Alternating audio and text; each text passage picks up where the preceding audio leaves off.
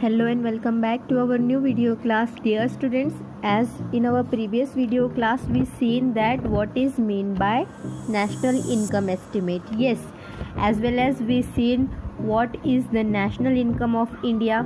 Then we seen pre-independence period estimations as well as post-independence period estimation. Okay, so now this is the time to move on towards our ahead topic of our second unit, that is National Income Committee and CSO estimation. Okay, so national income committee मतलब क्या होता है? तो national income को estimate करने के लिए कुछ कमिटीज़ का गठन किया जाता है, that is called as national income committee. Okay, and अब आपको जैसे कि मैंने पिछले वीडियो क्लास में कहा था कि CSO का मीनिंग मैं इस वीडियो में बताऊंगी.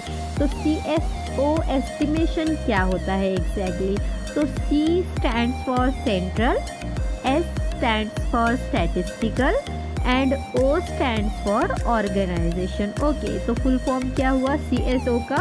Central statistical organisation. So central statistical organisation means definitely यहाँ पे डेटा इंटरप्रिटेशन किया जाएगा. Yes, so for the post independence period we have 5 series in national income estimate. कितने सीरीज थे? 5 सीरीज थे. किसमें? नेशनल इनकम एस्टिमेशन में. ओके, सो चलिए अब हम क्या करेंगे, देखते हैं एग्जैक्टली कि उन सीरीज़ में क्या क्या इंटरप्रिटेट किया जाता था. ओके, सो जैसे कि कॉन्वेंशनल सीरीज़ थी एक, मैं एक एग्जांपल बता रही हूँ सिर्फ. सो एक कॉन्वेंशनल सीरीज़ थी, तो उस सीरीज़ में क्या था? उस सीरीज़ में नेशनल इनकम का जो डेटा है जो कि करंट प्राइस का था उसके बारे में आपको वहाँ पे इंफॉर्मेशन प्रोवाइड करवा कर दी जाती थी. तो वो पीरियड कौन सा होता था? 1948 से 1949, 1948 से 1949 के बाद 1964 से 1965. ओके, तो ये जो पीरियड था, ये पीरियड का वहाँ पे स्टैटिस्टिकल डेटा आपको अबाउट द नेशनल इनकम आपको प्रोवाइड करवा कर दिया जाता था sequentially. Okay, so the conventional series divided the economy into 13 sectors. जो कन्वेंशनल सीरीज के हिसाब से जो नेशनल इनकम का जो डेटा था आपको जो वो प्रोवाइड करवा कर दिया जाता था, उसमें कितने सेक्टर्स थे हमारे इकोनॉमी में? तो उसमें हमारे इकोनॉमी में 13 सेक्टर्स थे. ओके, कितने सेक्टर्स थे? 13 सेक्टर्स थे.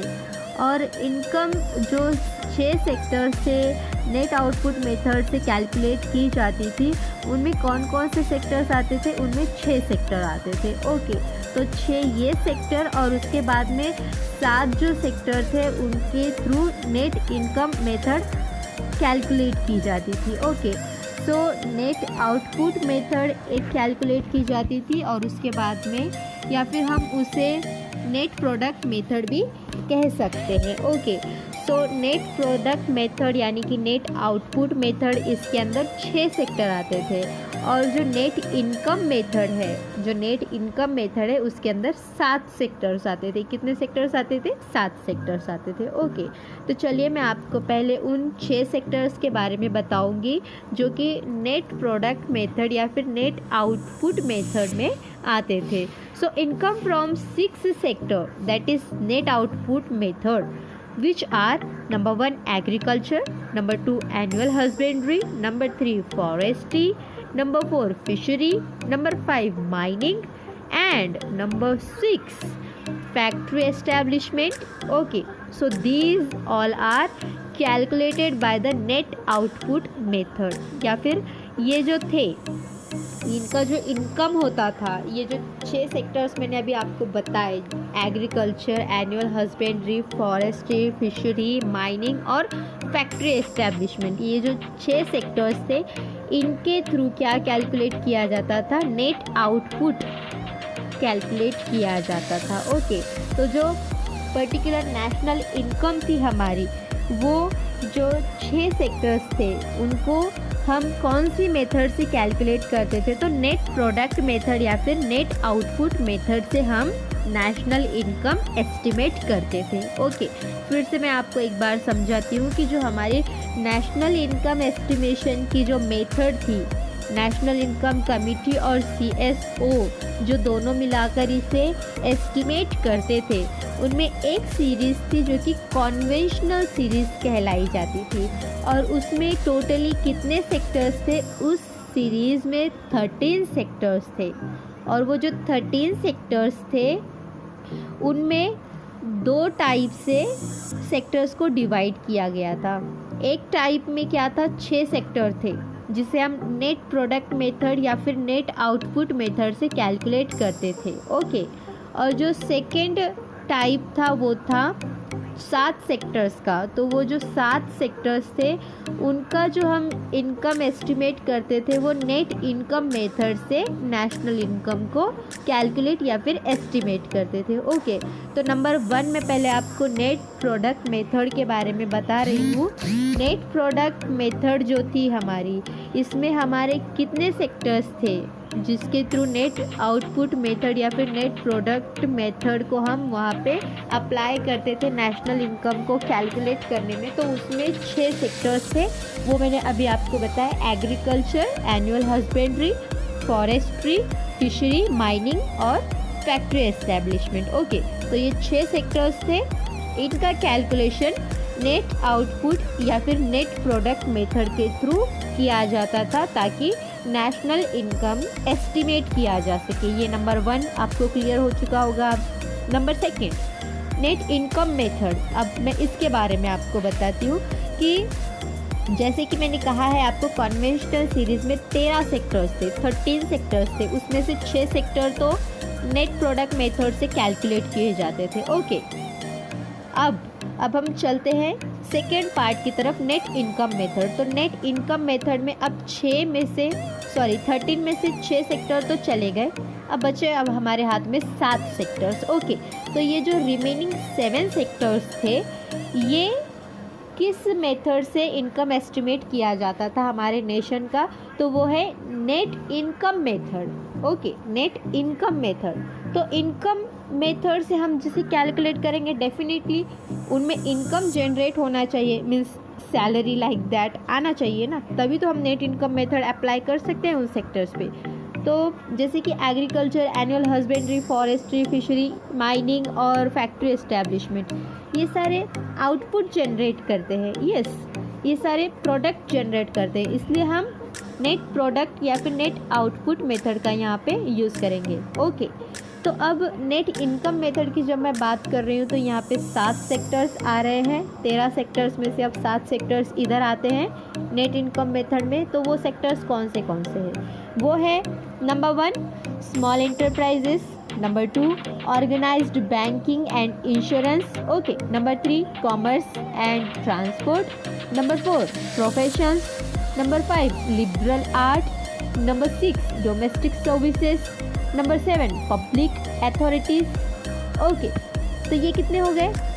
पब्लिक अथॉरिटीज़ के साथ में हाउस प्रॉपर्टीज़ ये भी आते थे। ओके, तो ये सारे जो चीज़ें हैं जिनका मैंने अभी आपको जिक्र किया है, कौन से 7 सेक्टर्स मैंने आपको बताया, फिर से एक बार मैं उसे रिवाइज करवाती हूँ आपको।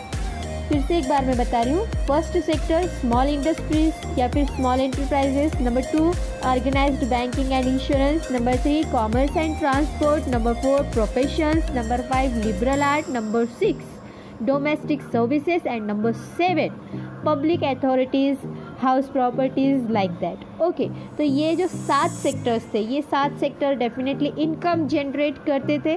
तो इसीलिए इन 7 सेक्टर्स को हम नेट इनकम मेथड यहाँ पे अप्लाई करके क्या करते थे, नेशनल इनकम को एस्टिमेट करते थे थ्रू CSO एस्टिमेशन। ओके, जो सेंट्रल स्टैटिस्टिकल ऑर्गेनाइजेशन है वो क्या करती थी, वो सेकेंड मेथड अप्लाई करती थी। कौन सी second method?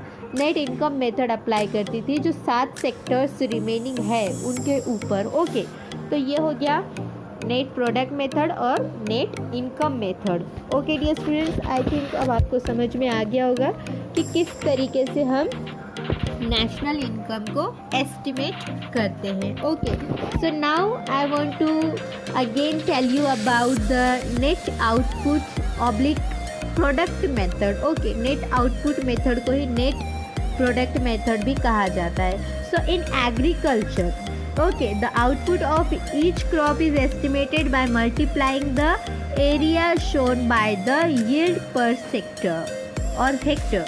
For obtaining the average in crop cutting, definitely experiments were conducted from the gross value of output. So obtain deductions for the cost of seeds, fertilizers and manures. Market charges, repair and depreciation are made so as to derived net value of the product from agriculture. For annual husbandry, forestry, fishery and mining as well as factory establishment, estimation of the product are made multiplied with market price so as to obtain gross value of output. From this gross value, deduction are made for the cost of material used in the process of production and depreciation charges. By this way, net value method obtained for is in this sector. This method is known as net output और net product method. Okay, तो मैंने सिर्फ इसे English में बताया आपको, जैसे कि मैंने पहले ही इसे रिवाइज किया था कि जो agriculture, annual husbandry, forestry, fishery, mining और जो हमारा फैक्ट्री एस्टैब्लिशमेंट का जो हमारा सेक्टर आते हैं, ये जो 6 सेक्टर आते हैं, इनका जो इनकम हम एस्टिमेट करते हैं वो कौन से मेथड से एस्टिमेट करते हैं? नेट आउटपुट या फिर नेट प्रोडक्ट मेथड से हम इसका एस्टिमेशन करते हैं. चलिए अब मैं आपको सेकेंडली बताती हूँ नेट इनकम मेथड के बारे में फिर से. So this method is used for obtaining the contribution of small enterprises. In this method, total number of workers and different occupations classified under small enterprises. Again, survey method is used for preparation of average earning per head. First of all, that total income is counted, then per head income is calculated. And on the basis of this, average earning of small enterprises is estimated. For the banking and insurance sector, the balance sheet of the firm provided required into with this wages, salaries, director fees and divided as well as dividends are added for getting net contribution of the sector. For transport and communication and profession, liberal arts and domestic services are to be considered as like small enterprises. The public sector income is also calculated with this the contribution of house property. Only about 60% of estimation of NDP.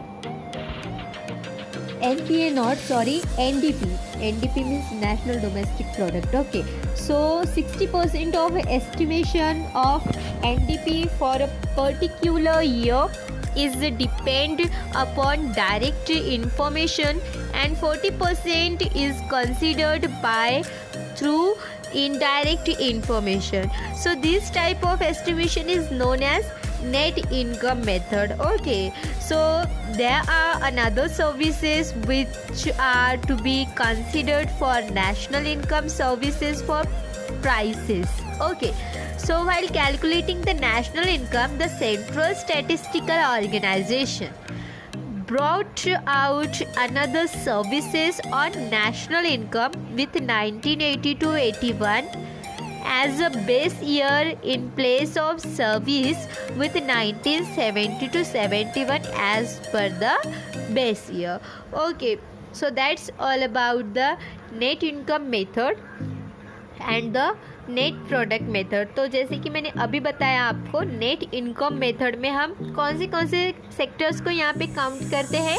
यहाँ पे हम small enterprises, organisation जो कि banking या फिर insurance से related है, commerce and transport, professions, liberal art, domestic services, public authorities and house property, इन सारे हेड्स को यहाँ पे हम कैलकुलेट करके हमारा नेट इनकम मेथड अप्लाई करते हैं ताकि हम नेशनल इनकम एस्टिमेट कर सके. Okay dear students, so that's all about the net product method and net income method. I think you people now understood exactly what's about that. So now I want to talk about the CSO. Okay, so CSO के बारे में मैं आपको अभी कुछ बताने वाली हूँ कि CSO का मतलब क्या होता है.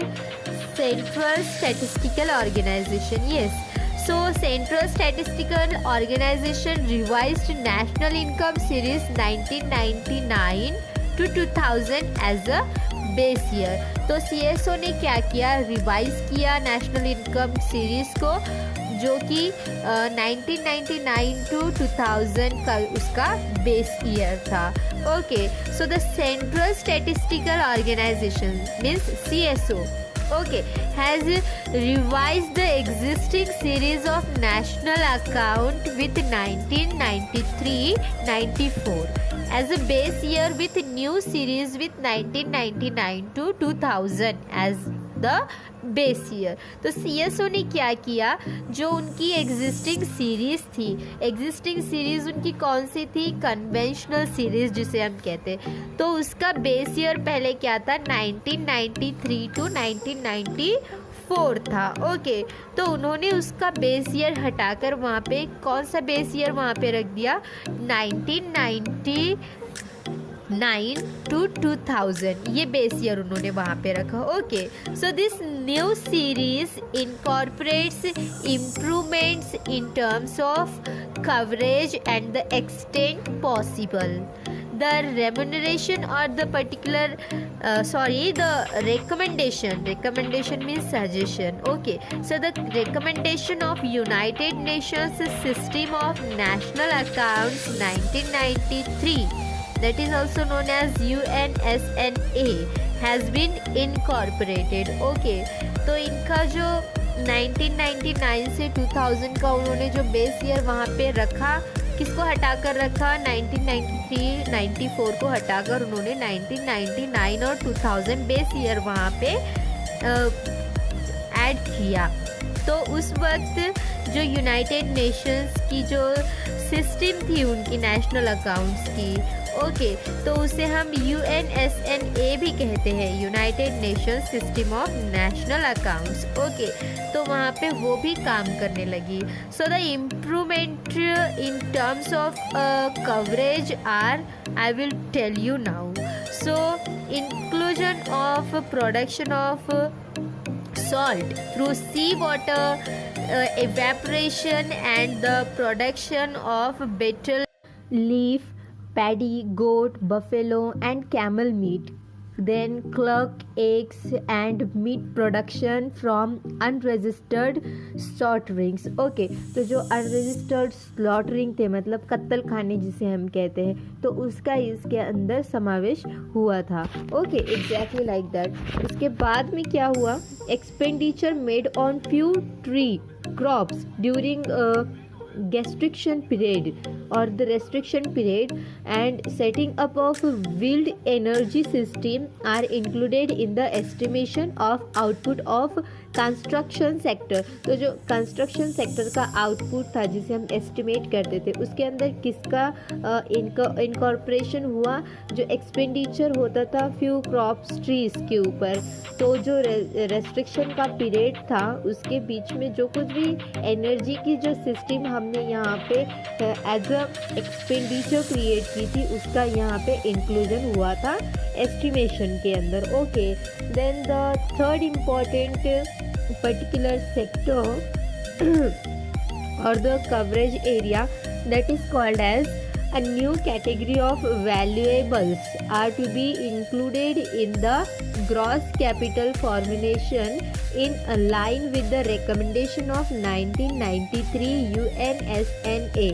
मैंने UNSNA का मतलब बताया है, United Nations system of national accounts 1993. तो इनके रिकमेंडेशन के हिसाब से जो कुछ अदर सेक्टर्स थे, अदर कैटेगरी थी, लेकिन जो वैल्यूएबल थी कि जिसे हम ग्रॉस कैपिटल फॉर्मुलेट कर सकते थे, उसका रिकमेंडेशन भी UNSNA कमेटी ने अकाउंट्स ने यहाँ पे रिकमेंड किया था. Then the last important segment which is related with the coverage area in terms of national income is economic activity of other communication. Okay, renting of machinery and other equipments with operators, computer related activities, yes, in unorganized sequence, then coaching centers, social work with accommodations, as well as recreational and cultural activities have been included in this recommendation of UNSNA 1993. So that's all about the CSO revised National Income Series 1999 to 2000 as a base year.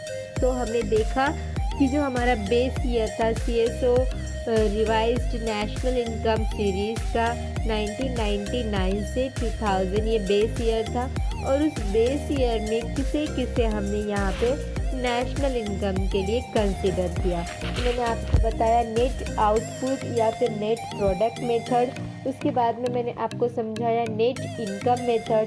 Net output method के अंदर या फिर net product method के अंदर कितने sectors थे? 13 sectors में से 6 सेक्टर नेट आउटपुट मेथड से या फिर नेट प्रोडक्ट मेथड से कैलकुलेट किए जाते थे. उसके बाद में जो बचे 7 सेक्टर्स हैं उनका कैलकुलेशन किस हिसाब से किया जाता था, नेशनल इनकम किस तरीके से कैलकुलेट होता था, नेट इनकम मेथड से कैलकुलेट होता था. Okay dear students, so that's all about today's videos class. Dear students, if you want notes you can call me, you can WhatsApp me. So that's all about today's video class. I think you people now understood exactly what is the national income estimate.